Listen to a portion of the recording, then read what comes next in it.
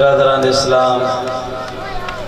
अल्लाह ताला जल्ल जलालहू अमन वालो जा करोड़े करम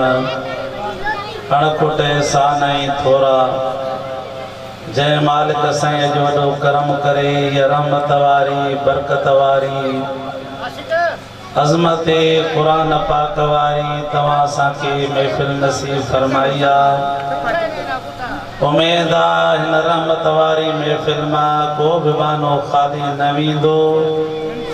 अल्लाह ताला जी रहमत बहा न ॻोल्हींदी आहे, बहानो ॻोल्हींदी आहे। जंहिं महफ़िल में ज़िक्र ख़ुदा हुजे, ज़िक्र मुस्तफ़ा हुजे, अहिड़ी बाबरकत महफ़िल में जेको बानो ख़ाली झोली खणी ईंदो आहे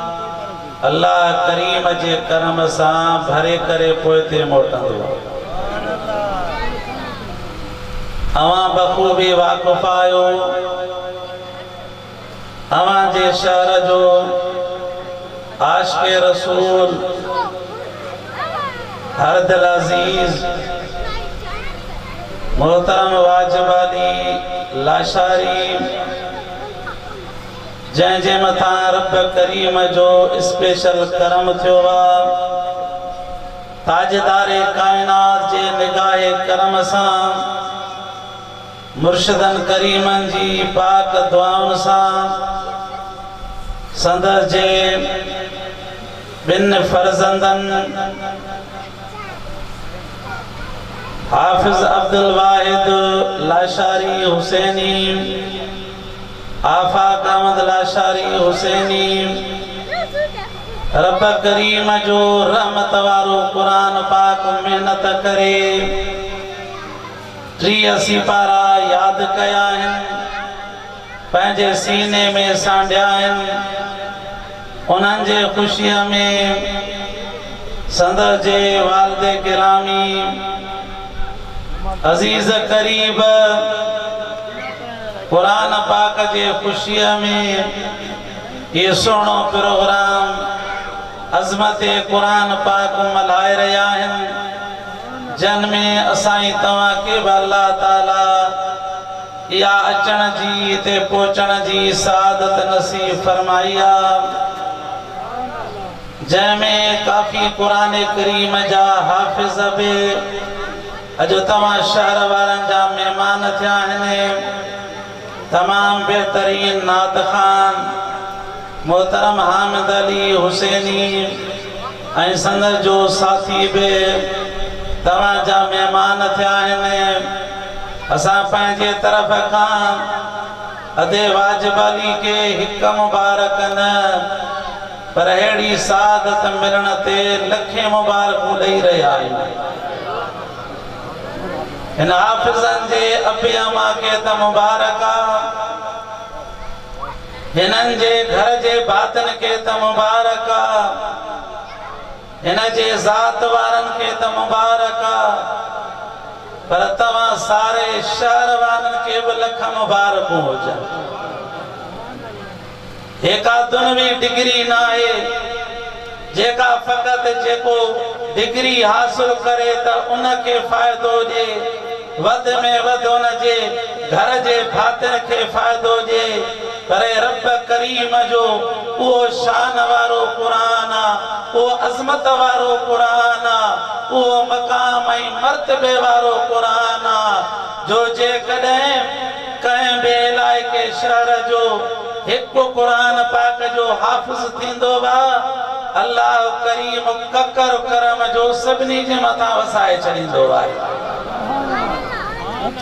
असां तव्हां अहिड़े दौर में पैदा थियाऊं, दुनिया जूं परेशानियूं खणी खणी दिलनि जे मथां गुबार चढ़ी विया आहिनि, पर्दा चढ़ी विया आहिनि। न जो असां तव्हां में सही ख़ुदा जो ख़ौफ़ रहियो आहे,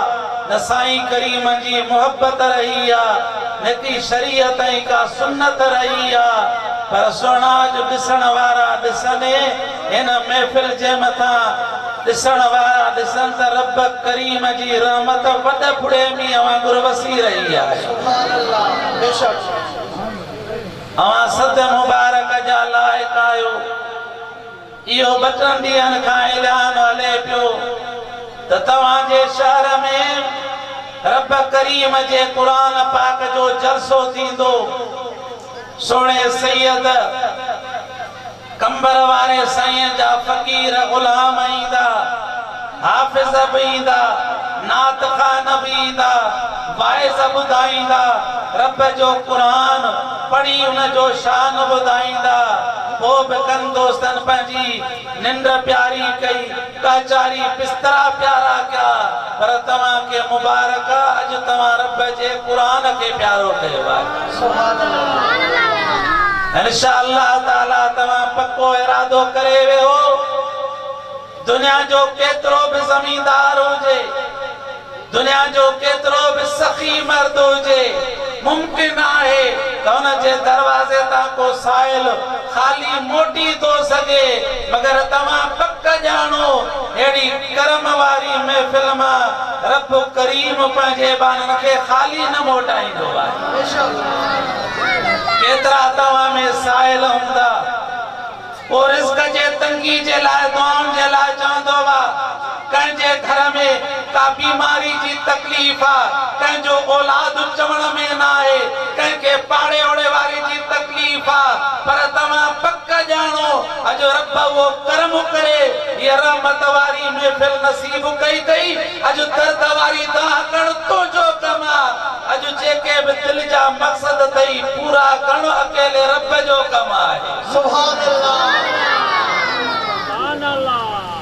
असाई तव्हां न धड़काना आहियूं, धड़का आहियूं। अल्लाह करीम असाई तव्हांखे उन इमामुल अंबिया जो उम्मती बनायो वा, जंहिं महबूब जे कर 7 तबक ज़मीन जा, 7 तबक आसमान जा, लोहो कलम अर्शे मुअल्ला, ही सारी कायनात जा निज़ारा पैदा करण वारी रब जी ज़ात आहे। जंहिं सोने जे सदके पैदा थिया वो तो सा जो महबूब मदीने वारे साईं जी ज़ात आहे। सुभान अल्लाह। तंहिंजे करे कलमे पढ़ण वारा असाई तव्हां भुलिजी विया आहियूं। को कंहिंजे माल जे मोहब्बत में मस्त आहे, को औलाद जे मोहब्बत में मस्त आहे, को कंहिं दुनियादार जे मोहब्बत में मस्त आहे, पर ये मोहब्बतूं छॾे करे हिक मदीने वारे घोट जे मोहब्बत में अचण तुंहिंजो कम आहे। हिन दुनिया में बि अल्लाह करम थे कंदी त क़यामत में बि करम थे हूंदी। असांजा मुर्शिद करीम जंहिंजे फैज़ खां, जंहिंजे शान खां अॼु पूरी दुनिया वाक़ुफ़ आहे, जंहिं सखी सैयद कंबर वारे घोट जे कदमनि में वेहण में वक़्त जा वॾा क़ौमुनि जा सरदार, वॾा लीडर, मोहतरमा बेनज़ीर जहिड़ा लीडर बि कदमनि में वेहण पंहिंजी इज़त सम्झंदा आहिनि। उहे कंबर वारा घोट फरमाईंदा आहिनि, जेका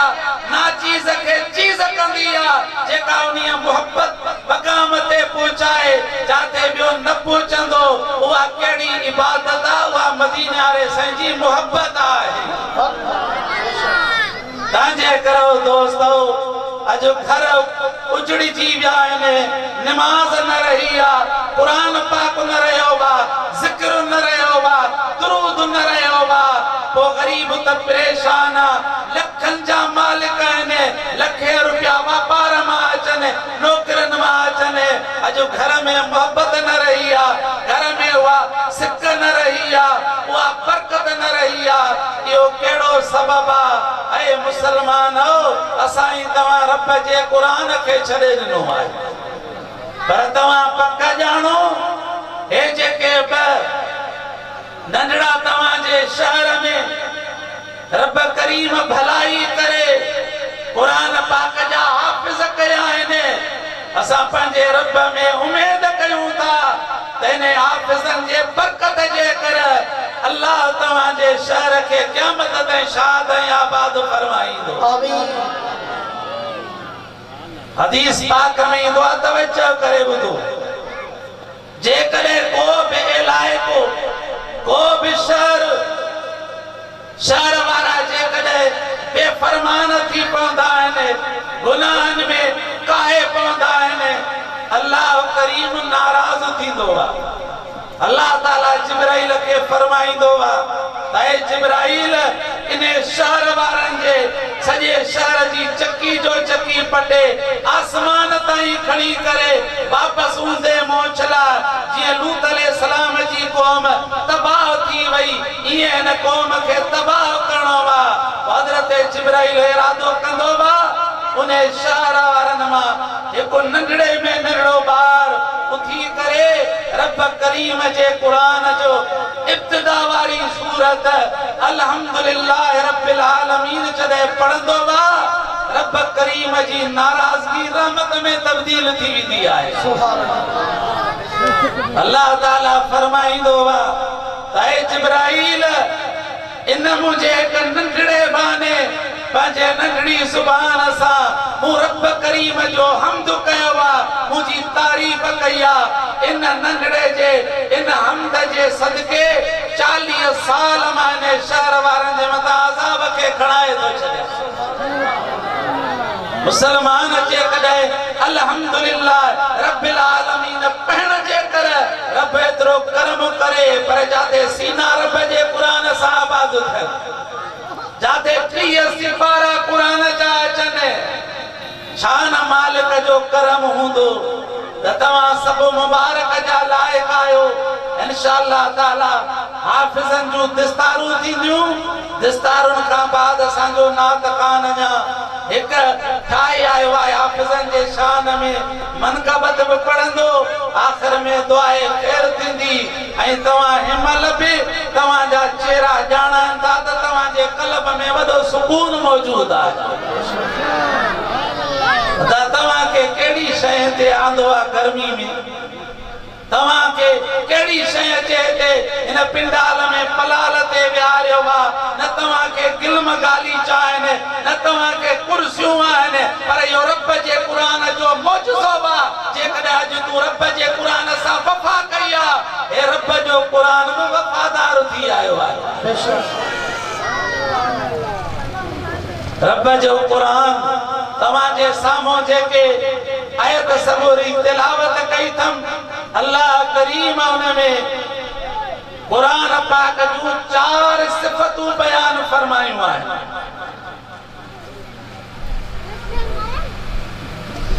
पहिरियों अल्लाह ताला फरमाए थो या अय्युहन्नास ऐ इंसानो इंसान में तू असा मुसलमान बचे व्यासी गैर मुसलमान बचे व्या कुरान करीम जा तफसीर लिखन था सोने नबी करीम अलैहिस्सलातु वस्सलाम का वठी क़यामत ताईं जेके बि इंसान आहिनि केड़े भी शहर सां ताल्लुक़ हुजे केड़ी कौम सां हुजे अल्लाह करीम जो सभिनी सां खिताब आहे।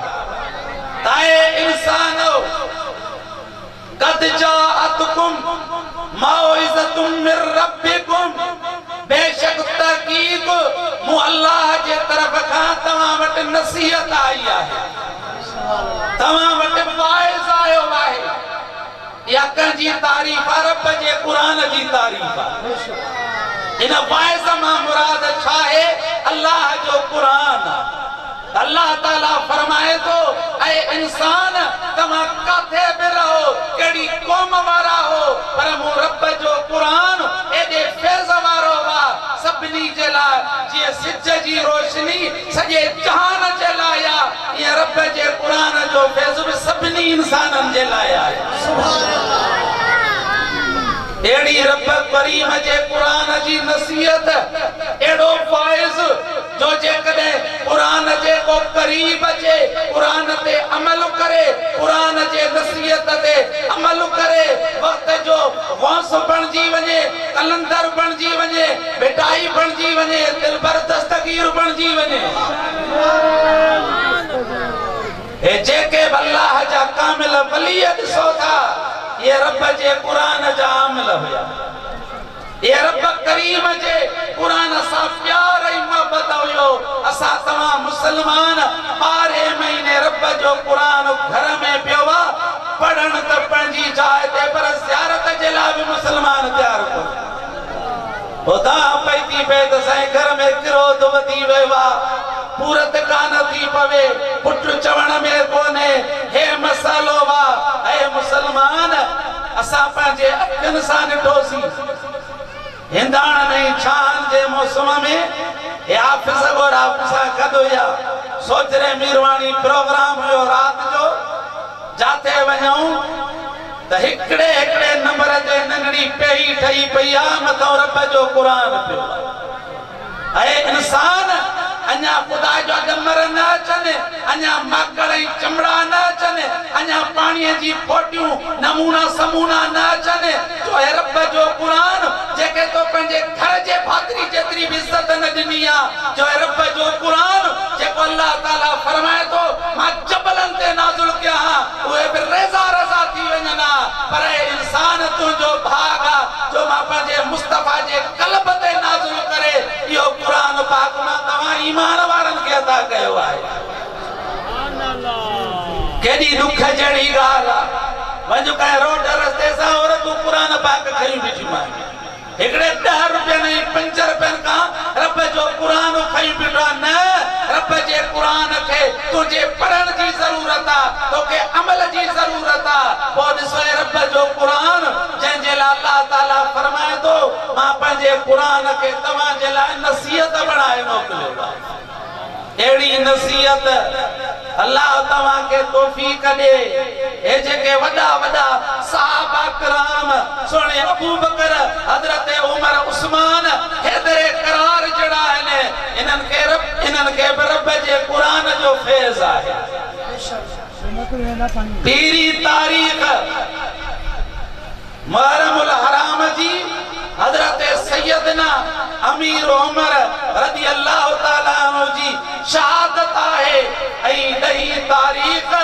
मदीने वाले घोट जे पाक कुल्लन जे सवार हैदरे करार जे पाक बचड़े अम्मा खातून जन्नत जे लुफ्ते जिगर हजरत इमाम हुसैन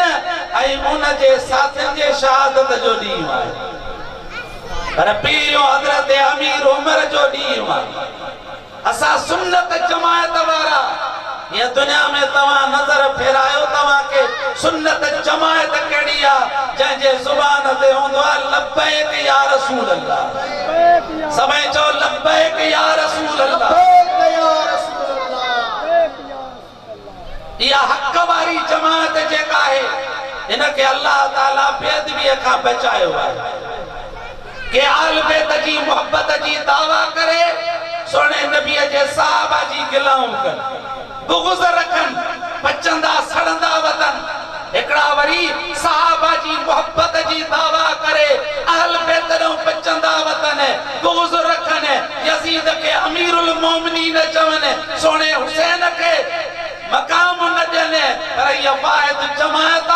जंहिंजी सोने नबी जे साहबन सां मोहब्बत त महबूब जे पाक घराने अहल बैत सां मोहब्बत है सुभान अल्लाह हजरत सैयदना अमीर उमर रज़ी अल्लाह ताला अन्हु